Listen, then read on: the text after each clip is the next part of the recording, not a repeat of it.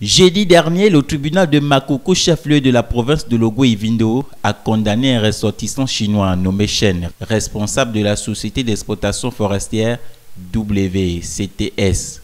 Malgré l'absence du prévenu, le président du tribunal de Makoko a retenu l'affaire Organisation non gouvernementale Conservation Justice contre Chen et la dite société.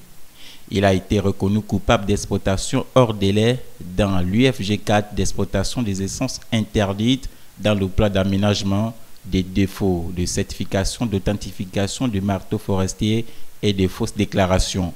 En répression, il a été condamné à une amende de 3 millions de francs CFA et une somme de 6 millions de francs CFA à verser à l'ONG Conservation Justice à titre de dommages et intérêts.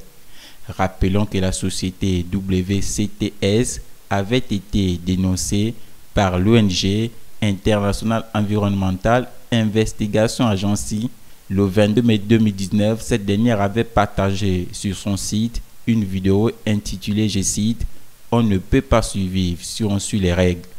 Comment la surexploitation massive et le blanchissement d'argent automatique sont devenus la norme dans les forêts gabonaises. » Fin de citation.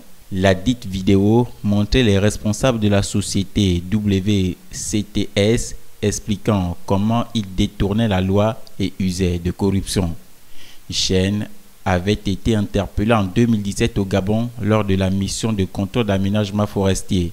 Il avait également été entendu sur procès verbal de contestation d'infraction et présenté devant le procureur pour des délits d'exploitation hors délai dans l'UFG 4, d'exploitation des essences interdites dans le plan d'aménagement, de défaut de certification d'authentification de marteaux forestiers et de fausses déclarations. Conformément à la réglementation en vigueur, l'ONG Conservation Justice s'était portée partie civile.